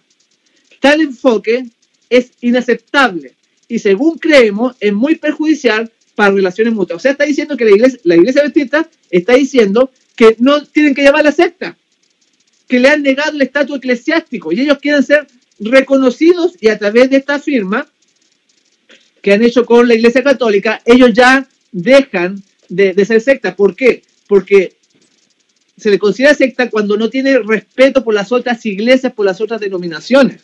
Entonces, como el mensaje del tercer ángel que es dado por aquellos que guardan los mandamientos de Dios y tienen la fe de Jesús, ellos dicen que se ofenden, porque dicen que el Papa es la bestia, dicen que el domingo se la marca la bestia, que es un falso día de reposo. Entonces, ellos dejan de dar ese mensaje para que puedan ser parte de la convivencia religiosa que tiene respeto y pueden ser afines para poder trabajar. Sigue diciendo el documento: la declaración reconoce que aunque las iglesias pueden referirse a similitudes, también ven la diferencia entre la doctrina, la práctica y la política de las iglesias. Sin embargo, ambas partes afirman la necesidad de cultivar el respeto mutuo y aprender a entenderse. Entonces, para tener respeto mutuo, ya no hay que decir que el papado es el anticristo. El diálogo, sigue diciendo, se llevó a cabo sobre la base de la asociación, el cuidado de mantener una identidad plena de ambas partes, así como su autonomía e independencia, en el espíritu de respeto mutuo y amor cristiano, y en el reconocimiento de los ideales de tolerancia y libertad religiosa. Sigue el profesor adventista, dice: este es un giro importante en los acontecimientos para nuestra iglesia, dice el profesor Zacarías Lico, quien durante muchos años fue responsable de los asuntos públicos de la iglesia adventista polaca. Este desarrollo no es un resultado de críticas, ataques públicos o confrontación, sino la bondad cristiana hacia los demás y el respeto por la dignidad de una persona humana. O sea, está hablando de que esto es un resultado, este desarrollo, no de críticas, no de ataques públicos o confrontacionales con la Iglesia Católica. Esto es increíble. ¿Cómo podemos nosotros transar para no ser llamados como secta? Así que, si usted busca lo que significa la palabra secta en el diccionario, mire la definición que tiene. Dice así: la secta, conjunto de seguidores de una religión o ideología considerada falsa y que puede llegar a ser peligrosa, puesto que conspira en pequeños grupos con objetivos no siempre claros ni positivos. Sinónimo de secta, sociedad secreta. Entonces, ellos no quieren que los miren así, que somos peligrosos. Claro, al dar el mensaje del tercer ángel, al denunciar al papado, al denunciar a las iglesias protestantes, claro que nos van a considerar peligrosos, conspirativos contra ellos. Pero no podemos dejar de dar estos mensajes, porque Dios, mi hermano, fue aquel que lo ha dado. Y si tú eres adventista del séptimo día, tienes que proclamarlo, aunque la bestia, aunque la ramera se enoje. En el capítulo 41 del Conflicto de los Siglos dice: cuando los que honran la ley de Dios hayan sido privados de la protección de las leyes humanas, empezará en varios países un movimiento simultáneo para destruirlos. Conforme vaya acercándose el tiempo señalado en el decreto, el pueblo conspirará para extirpar la secta aborrecida. Se convendrá en dar una noche el golpe decisivo que reducirá completamente al silencio a la voz disidente y reprensora. Pero esas sectas no van a ser ellos. No va a ser la corporación adventista del séptimo día, porque ellos ya han transado con Roma. Va a ser aquellos grupos, estos disidentes, estos fanáticos, estos extremistas que denuncian al papado como el anticristo, como los poderes que se coligan con el dragón. Y esa va a ser la verdadera secta aborrecida, no ellos, porque ellos no quieren ser, ya han elegido otro camino. En el ecumenismo, el asociarse con Roma. En Éxodo, en el capítulo 23 y el versículo 32-33 nos amonesta diciendo así: no harás alianza con ellos, ni con sus dioses. En tu tierra no habitarán, no sea que te hagan pecar contra mí, sirviendo sus dioses, porque te será tropiezo. La palabra de Dios es bien clara. No debemos tener alianza con los paganos. En 2 Corintios 6, 14, 15 dice: no os unáis en yugo desigual con los incrédulos. Muchas veces se aplica a lo que es la pareja, pero también tiene que ver con las religiones. En Apocalipsis 18, 4 dice: y oí otra voz del cielo que decía: salid de ella, pueblo mío, para que no seáis partícipes de su pecado, ni recibáis parte de sus plagas. Ese es el mensaje que debemos dar. La salida de Babilonia. Estamos luchando contra Nimrod. El anticristo se levanta y se une sin que la gente se dé cuenta. Y si nosotros tenemos la luz, tenemos la claridad que el Señor nos ha puesto en nuestros corazones y nos vamos a quedar callados, vamos a ser perros mudos, dice la Escritura, si nosotros no hablamos. En Conflicto de los Siglos, me emociono esto porque es tan importante, mis hermanos. Está la salvación en juego, miles de religiones engañadas. En el Conflicto de los Siglos, en la página 552, dice: la Iglesia papal no abandonará nunca su pretensión a la infalibilidad, mis hermanos. Todo lo que ha hecho al perseguir a los que rechazaban sus dogmas, lo da por santo y bueno. ¿Y quién asegura que no volvería a las andadas siempre que se le presentase la oportunidad? Deróguense las medidas restrictivas impuestas en la actualidad por los gobiernos civiles y déjese a Roma que recupere su antiguo poder y se verá resucitar en el acto su tiranía y sus persecuciones. No, mis hermanos, el catolicismo no ha cambiado. Roma sigue siendo la misma, se ha puesto una pintura de cristianismo solamente. No se confunda. Lo podemos ver. Durante esta semana también tuvimos una noticia acerca del Papa Francisco I, que señalando cuando golpea a él a una feligrés que lo toma de la mano y le da 2 golpes. El Papa, increíble, ¿no? Pero está en video, no le puedo mostrar un video acá, pero le voy a decir esta noticia y que después, al otro día, él pide perdón por haber golpeado a esta mujer. Dice: tantas veces perdemos la paciencia, dice el Papa Francisco. A mí también me ocurre. Me disculpo por el mal ejemplo dado ayer, o sea, durante esta semana, me parece que fue el 2 de enero, declaró el pontífice desde una ventana del Palacio Apostólico de la Plaza San Pedro del Vaticano. El Papa Francisco reprendió el martes a una mujer que lo agarró del brazo y lo tiró hacia ella. Esto que le estoy leyendo es una noticia que se dio en todo el mundo. Cuando saludaba a los fieles en su visita a la Plaza San Pedro tras oficiar la última misa del año, o sea, esto fue casi el 31 del primero. La mujer de rasgos asiáticos se encontraba junto al resto de fieles tras las barreras de seguridad de la plaza. Cuando el Papa pasó a su lado, ella se apresuró a tomarlo del brazo con sus 2 manos para hacerle un comentario. No esperaba lo que le vendría, dice la noticia. El Papa Francisco le golpeó la mano en señal de reprimenda, visiblemente irritado, se enojó. El sumo pontífice de 83 años se retiró de la escena ofuscado por lo ocurrido. El encontronazo se produjo en la Plaza San Pedro. Increíble cómo se ve en video que él golpea a esta mujer, porque en realidad, como él es jesuita, siempre se denota una cara apacible como de un cordero, pero aquí le salió el verdadero, lo de adentro, aunque minutos antes había él oficiado la última misa del año y ya estaba con ese mal espíritu. Pero esto no es nuevo, mis hermanos, porque ellos nos van a perseguir, nos van a encarcelar, los jesuitas sobre todo, que eran el brazo derecho del papado para eliminar a los de la Reforma, los protestantes. Tenemos el otro caso que sucedió el 15 de enero del año 2015, donde el Papa da una entrevista en avión y él dice que si usted le trata mal, o sea, le trata mal a su madre o le dice algo feo, entonces él puede se puede responder con un puñetazo, con violencia. En la agencia F, aquí ve la noticia, en el avión que trasladaba de Sri Lanka a Filipinas, el Papa Francisco afirmó que la libertad de expresión tiene sus límites y que no se puede provocar ni ofender a la religión. Vean, lo mismo que ha estado repitiendo, que no podemos ofender a otras religiones, pero nosotros vamos a dar el mensaje del tercer ángel de todas maneras. Dice así: tenemos la obligación de hablar abiertamente, de tener esta libertad, pero sin ofender, dice el Papa. Es verdad que no se puede reaccionar violentamente, pero si Gasbarri, o sea, está hablando Gasbarri, el Papa aludió a uno de sus colaboradores que estaban ahí en el avión. Mi gran amigo, dice una mala palabra de mi madre, de mi mamá, puede esperarse un puñetazo. Es normal, aseguró el Papa. O sea que si usted le habla mal a su mamá, él puede responder en forma violenta. Porque como tiene ese concepto de los jesuitas, y los jesuitas, ellos pueden matar, pueden hacerse con el cuchillo, pueden usar veneno, pueden usar rifle, pistola, entonces él no lo ve malo. Increíble como líder tan grande de una de las religiones más grandes, cerca de 1.000 millones, puede hacer estas declaraciones que la violencia puede ser usada bajo determinadas situaciones. Francisco lamentó que haya mucha gente que habla mal de otras religiones, que convierten en un juguete la religión de los demás.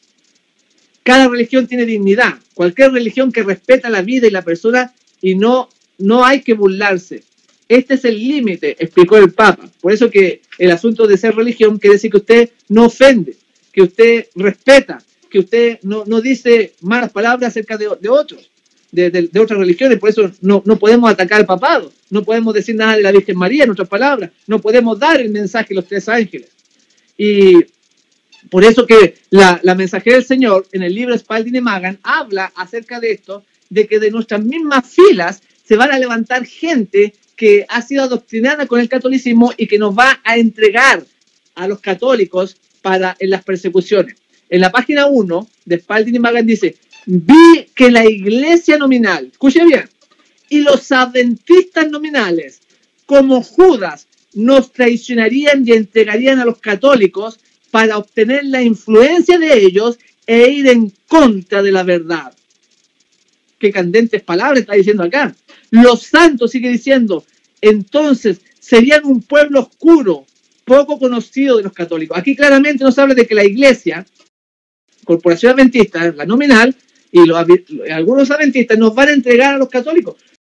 Y ellos se defienden diciendo de que cuando habla de iglesia nominal o adventista nominal se refiere a otra cosa. Pero fíjense ustedes que la cita habla de que los santos, esta iglesia verdadera, entonces será un pueblo oscuro poco conocido de los católicos. ¿Cómo puede ser la conferencia adventista poco conocida de los católicos si han firmado durante 15 años, han estado compartiendo para firmar un acuerdo de no agresión?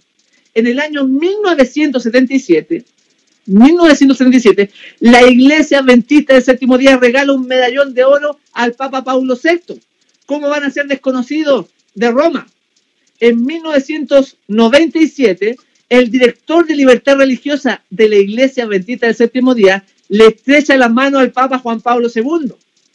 Por eso que dice que los santos, la verdad, los que van a ser perseguidos y denunciados por los mismos adventistas, van a ser estos disidentes, van a ser estos locos, estos extremistas, que un grupito de 10 se junta aquí, un grupito de 5 por allá, que habla en contra del papado. Por eso dice, los santos entonces serían un pueblo oscuro, poco conocido de los católicos. No se refiere a la conferencia general. Usted tiene el otro ejemplo de Jan Paulsen, que fue presidente de la conferencia general, como él fue discípulo del Papa Benedicto XVI. Él iba a las charlas allá en Roma. Imagínense, el presidente de la conferencia adventista, ¿cómo van a ser desconocidos para los católicos? ¿Y qué decir del Instituto de Investigación Bíblica de la Iglesia Adventista, dirigido por Ángel Rodríguez, que fue al Vaticano con una delegación de pastores y conversaron allá?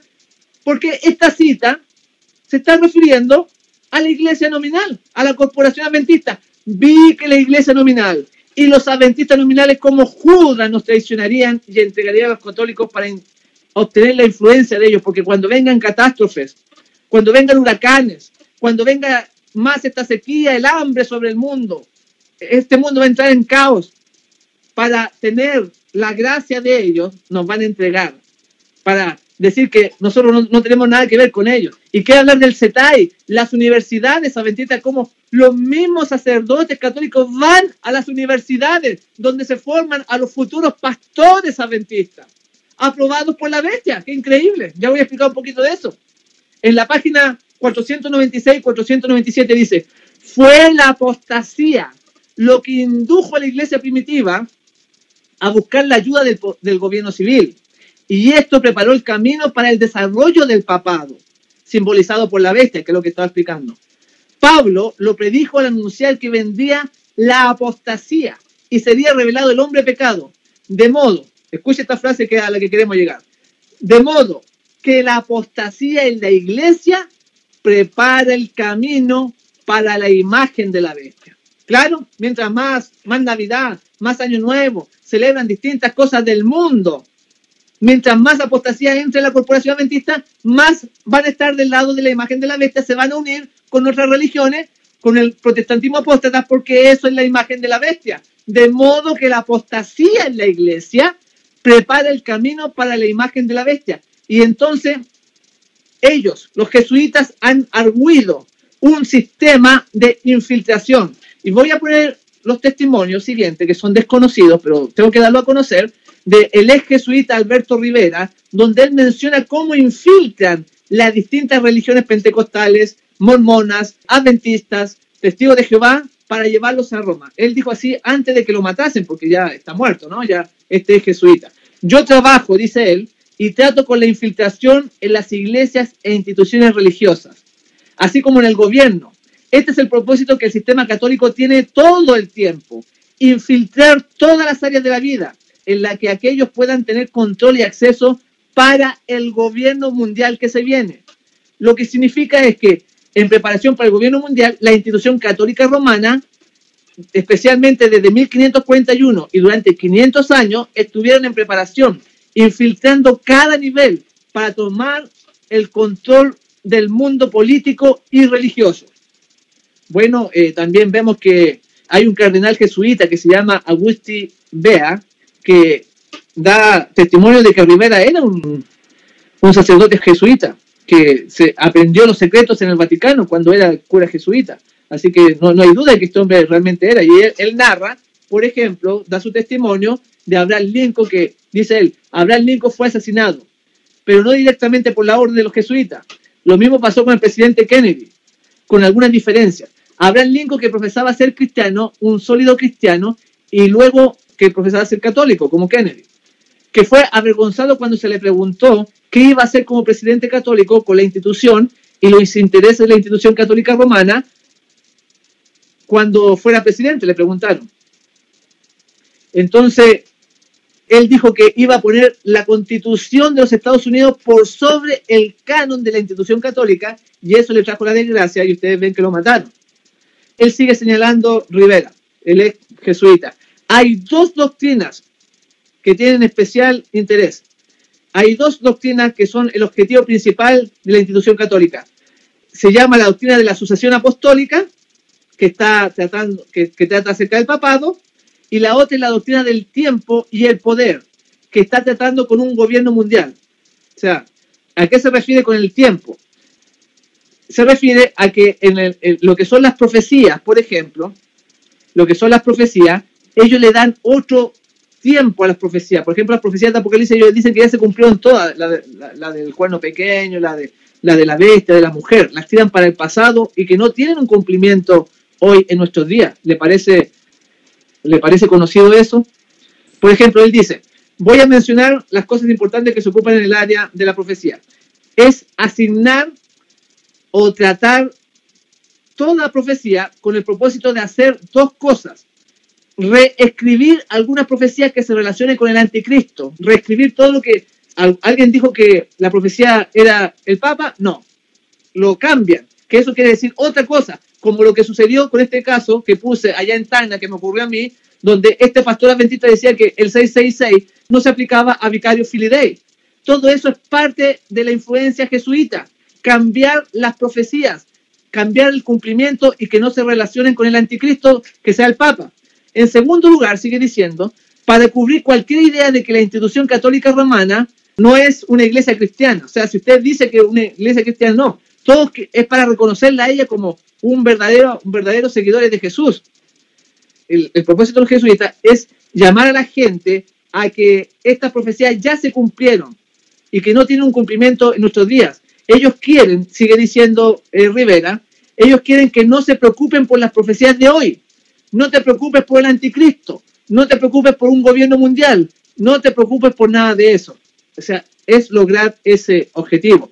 Muchas de estas organizaciones, sigue diciendo, yo entrené para cómo hacerse pasar como bautistas, cómo hacerse pasar por un adventista, cómo hacerse pasar por un metodista, cómo hacerse presbiteriano, como un pentecostal, etc.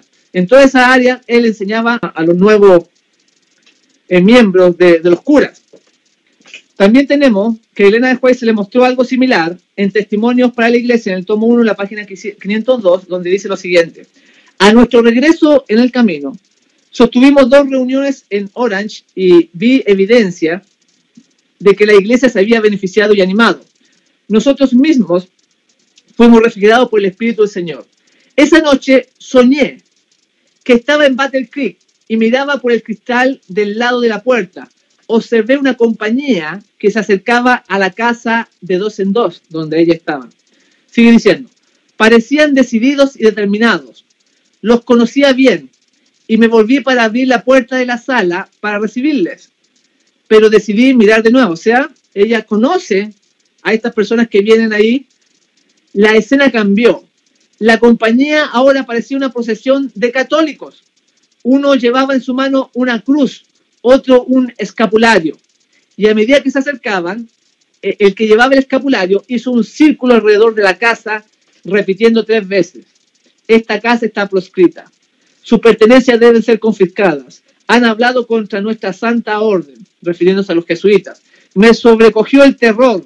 Atravesé la casa corriendo. Salí por la puerta del norte y me encontré en medio de una compañía, algunos de los cuales conocía, pero no me atreví a decirles una palabra por medio a ser traicionada. Traté de encontrar un lugar apartado donde pudiera llorar y llorar sin encontrarme, con ojos impacientes e inquisitivos.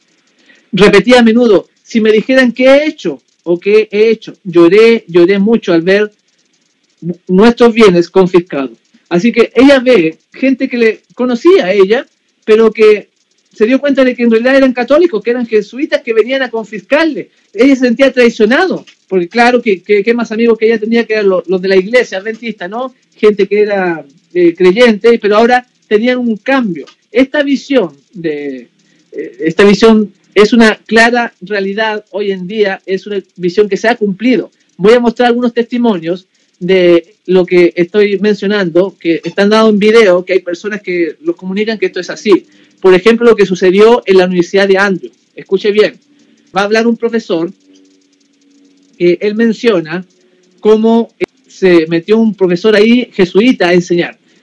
Y aquí dice lo siguiente, textualmente voy a leerle. Esto me lo dijo el doctor Wilkinson, quien es presidente de la universidad allá en los Estados Unidos. Había un nuevo profesor de Biblia empleado por la junta directiva.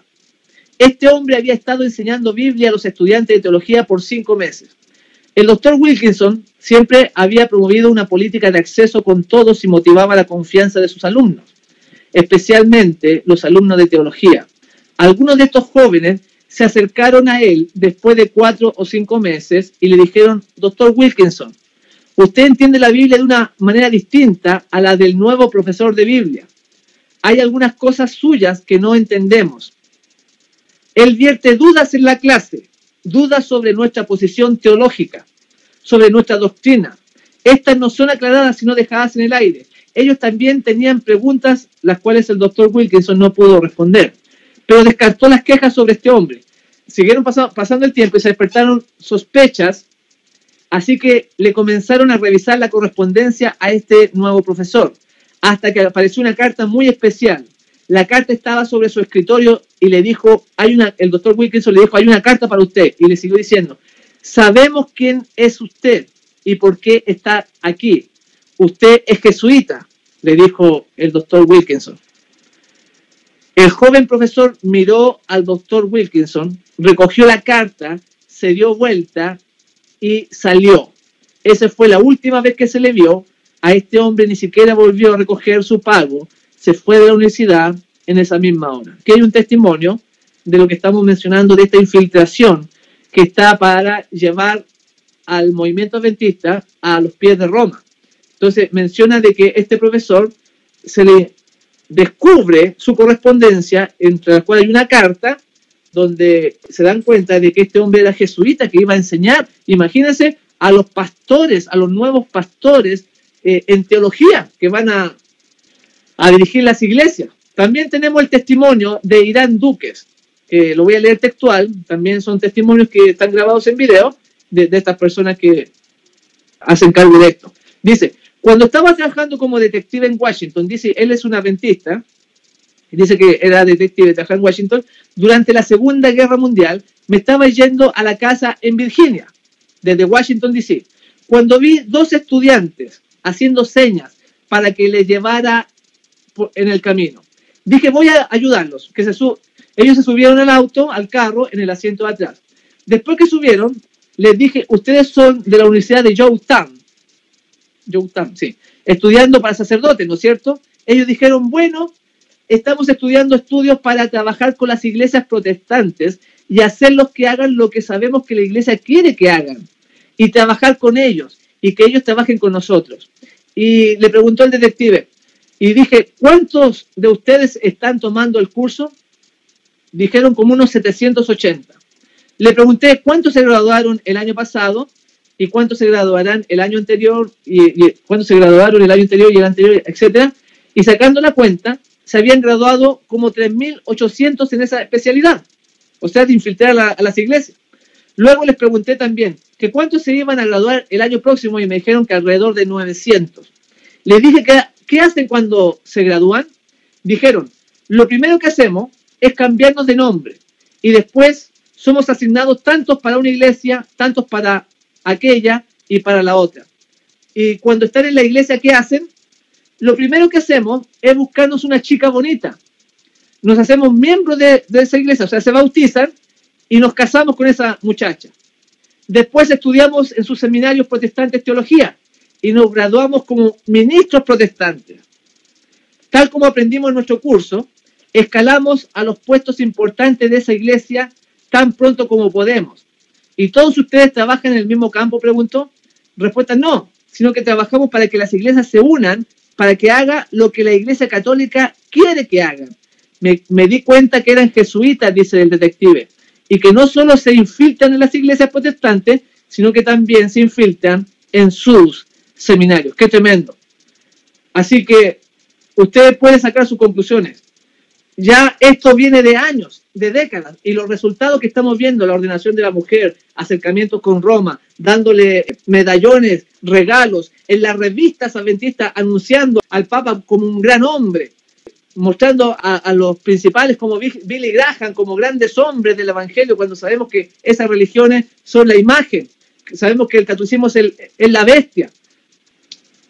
En Mensaje Selecto, tomo 1, la página 142 dice, tenemos mucho más que temer de enemigos internos que de externos. Esa es una gran verdad. Los impedimentos para el vigor y el éxito provienen mucho más de la iglesia misma que del mundo, de afuera. Tenemos mucho más peligro, que los enemigos están adentro, mi hermano. Porque la gente no sabe lo que es la iglesia, no sabe lo que se fundó con Elena de White, con Jaime White, lo que es la verdadera iglesia adventista del séptimo día. Una iglesia que no tiene mancha ni arruga, y que la iglesia son las personas, no son los edificios. Hechos 8:3 dice, y Saulo asolaba la iglesia y entrando casa por casa arrastraba a hombres y mujeres y los entregaba en la cárcel. Porque la iglesia no son los edificios, no es el templo, mi hermano. Voy a leerle una cita acá donde dice, Dios tiene una iglesia. Esto está en Alza tus ojos, página 313, para que usted vea cuál es la verdadera iglesia adventista del séptimo día. No la que se une con Roma, no la que hace pactos de no agresión, no la que está en el ecumenismo. Dice, Dios tiene una iglesia. No está compuesta por grandes catedrales, ni la iglesia oficial establecida, ni las diversas denominaciones, sino el pueblo que ama a Dios y guarda sus mandamientos. Porque donde están 2 o 3 congregados en mi nombre, allí estoy yo en medio de ellos. Gloria a Dios. Mateo 18:20. Aunque Cristo esté aún entre unos pocos humildes, esta es su iglesia. Pues solo la presencia del alto y sublime que habita en la eternidad puede constituir una iglesia, donde 2 o 3 que aman y obedecen los mandamientos de Dios están presentes. Jesús los preside, ya sea en un lugar desolado de la tierra, en el desierto, en la ciudad o encerrado en los muros de una prisión. Así que en todo tiempo, mis hermanos, desde el principio, las almas fieles han constituido la iglesia de Dios aquí en la tierra. Hechos los Apóstoles, página 10, sale eso. Así que no se confunda. Ya voy a ir terminando porque el tiempo se nos ha pasado. Debemos ser hacedores de la palabra y no tan solo oidores, engañándonos a nosotros mismos, dice Santiago 1:22. Debemos practicar todo lo que hemos aprendido. En el conflicto de los siglos, en la página 215, dice, pasados los primeros triunfos de la Reforma, Roma reunió nuevas fuerzas con la esperanza de acabar con ella. Entonces fue cuando nació la orden de los jesuitas, que iba a ser la más cruel, la menos escrupulosa y la más formidable de todos los campeones del papado, libre de todo lazo terrenal y de todo interés humano, insensibles a la voz del afecto natural, sordos a los argumentos de la razón y a la voz de la conciencia. No conocían los miembros más ley ni más sujeción que la de su orden, y no tenían más preocupación que la de extender su poderío. Qué tremendo. Esta gente de los jesuitas realmente son de temer. Realmente va a ser dura la batalla entre los que guardan los mandamientos de Dios y tienen la fe de Jesús, que tienen que dar el mensaje de los tres ángeles. También tenemos algunas personas públicas de la historia, como Napoleón Bonaparte, que dijo lo siguiente: los jesuitas son una organización militar, no una orden religiosa. Su jefe es el general de un ejército, no el mero abad de un monasterio. Y el objetivo de esta organización es poder. Poder en su más despótico ejercicio. Poder absoluto universal. Poder para controlar el mundo bajo la voluntad de un solo hombre, que nosotros sabemos que es el Papa. También Abraham Lincoln, que lo asesinan, ustedes saben la historia. Dice él: la guerra civil americana nunca hubiera sido posible sin la siniestra influencia de los jesuitas. Esa es la voz de la historia. Una voz pública, una voz que nadie puede negar, porque realmente vivimos en tiempos peligrosos donde se unen los que se llaman nominales, los hijos de Dios nominales, se unen con Roma, porque esto ya está en marcha. La Escritura dice: aquí está la paciencia de los santos, los que guardan los mandamientos de Dios y tienen la fe de Jesús. Y en Apocalipsis 17:6 dice: y vi a la mujer embriagada de la sangre de los santos y de la sangre de los mártires de Jesús, y cuando la vi quedé maravillado con grande asombro. Así que lo que viene, viene, mi hermano. Hay que prepararse, hay que estar con Jesús de verdad. Usted y Dios en forma personal, no con el esposo, con la esposa, con el vecino, con el anciano, con el pastor, no. Usted y Cristo. Tiene que haber un nuevo nacimiento y tiene que la levadura de la piedad tiene que es el reino de los cielos, tiene que crecer en el corazón del hombre. En Mateo 13:33 dice: el reino de los cielos es semejante a la levadura que tomó una mujer y escondió en 3 medidas de harina hasta que todo quedó leudado. Esta levadura es la obra de Dios, es la obra del reino en el corazón del ser humano. En Palabra de Vida del Gran Maestro, la página 69 lo explica, dice: como la levadura cuando se mezcla con la harina, obra desde adentro hacia afuera, tal ocurre con la renovación del corazón que la gracia de Dios produce para transformar la vida. Y escuche bien esta frase de oro: no es suficiente un mero cambio externo para ponernos en armonía con Dios. Hay muchos que tratan de reformarlo corrigiendo este o aquel mal hábito y esperan llegar a ser cristianos de esta manera. Pero ellos están comenzando en un lugar erróneo. Nuestra primera obra tiene que ver con el corazón. El profesar la fe, mi hermano, y el poseer la verdad del alma son dos cosas diferentes.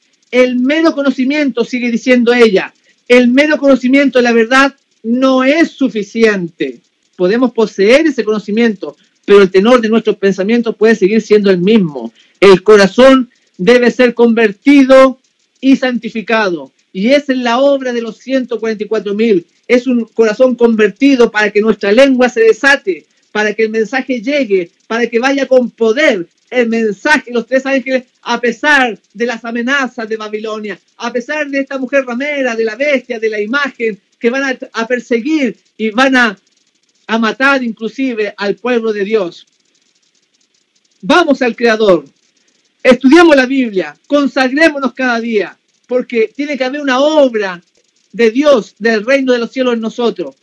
La última cita dice: a menudo se levanta la pregunta, hablando de la obra de la levadura en nuestro corazón, que es el reino de Dios, dice: a menudo se levanta la pregunta, ¿por qué entonces hay tantos que pretenden creer en la palabra de Dios, en los cuales no se ve una reforma en las palabras, en el espíritu y en el carácter? Dice ella.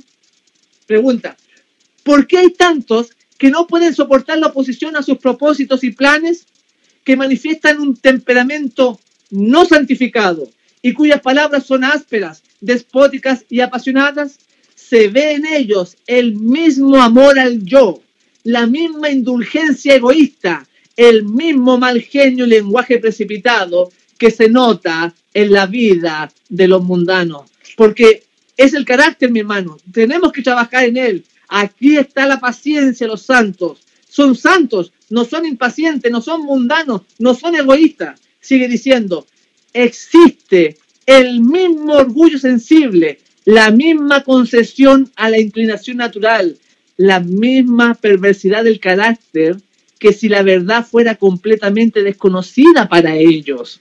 La razón es que no están convertidos, no han escondido la levadura de la verdad en su corazón. No ha habido oportunidad para que ella realice su obra. Sus tendencias naturales y cultivadas a hacer lo malo no han sido sometidas a su poder transformador. Sus vidas revelan la ausencia de la gracia de Cristo, una falta de fe en su poder para transformar el carácter. Y esa es la clave, porque al no tener fe, al no tener el carácter, nos lleva a la apostasía. Y la apostasía termina en el papado. Termina la apostasía en ser la imagen de la bestia. Así que, mis hermanos, pidámosle a Dios ayuda. Pidámosle a Dios cambio de corazón. Nazcamos de nuevo pidiéndoselo al Señor y Él lo va a conceder. Porque dice acá que no se ha escondido la levadura de la verdad en el corazón. No ha habido oportunidad para que realice su obra. Son las mismas tendencias naturales del mundano, las tienen todavía, aunque tienen el conocimiento de la verdad.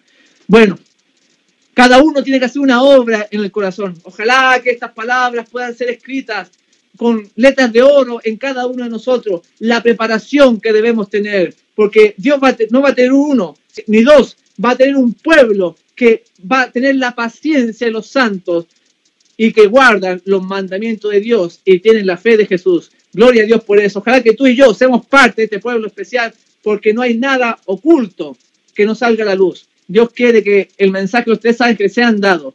Estoy agradecido de Dios por haber compartido con ustedes nuevamente y me despido y que el Señor Jesús les bendiga ricamente. Gracias, Pastor Marco Pozo. Estoy eternamente agradecida por estarnos ayudándonos. Hay en todo lo que, pues, es de pensar muchísimo. Yo le hablo a mi esposo, le digo, wow, mira, oye, escucha. Estamos escuchando y estamos, como dice usted, en los tiempos finales, Pastor. Yo creo que que Dios nos ayude. Eso es lo único que digo, Señor, Padre Santo, usted está predicando, Pastor, digo, Señor, ayúdanos, ayúdame. Porque yo sé que la salvación va a ser individual, pero tenemos que agarrarnos de la mano de Dios. Pastor, yo he puesto que, ¿verdad?, en WhatsApp, que oren por usted, por las idas que tiene usted a esos lugares, que Dios permita que así sea y que le vaya bien. Vamos a estar orando por su ida a esos lugares, a predicar, como lo ha hecho hasta ahora. Me dicen que sí, que van a estar en sus oraciones. Usted, pastor, va a estar en las oraciones de los hermanos, de muchos hermanos. Muchas gracias a todos los hermanos que nos ayudan con la oración, hermana María. Se necesita mucho. Muchas gracias. Bastante, sí. Yo sé que cuando usted ya esté fuera, ¿verdad?, y salga, yo sé que usted ya no va a poder entrar. Pero, pastor, en lo que usted está ahí, yo le pido de favor de que nos ayude, pues, ¿verdad?, a predicar en esta cadena. Y yo siempre voy a estar en contacto con usted. El día que usted no pueda, pastor, usted me dice unos 3 días antes, me dice, hermana, yo voy a salir porque yo sé que usted es un hombre muy ocupado, pastor. Muy ocupado. Déjeme saber, pastor, por favor, se lo pido. Y ya desde hoy le digo que lo espero el otro sábado. Si usted no puede, pastor, y ya cuando salga, déjeme saber. Pastor, lo queremos mucho, lo apreciamos mucho, que Dios me lo bendiga y siempre voy a estar en contacto con usted. Gracias, muchísimas gracias. bendecido día y feliz sábado a usted y a su esposa. Dios les bendiga mucho, hermana María. Dios les bendiga mucho. Gracias, pastor. Estamos hablando. Gracias. Si usted desea, puede solicitar este u otro material gratis al correo de email marcopozocl@yahoo.com o a fenaccionministerio@yahoo.com y gustosamente le enviaremos el material solicitado. Que Dios le bendiga.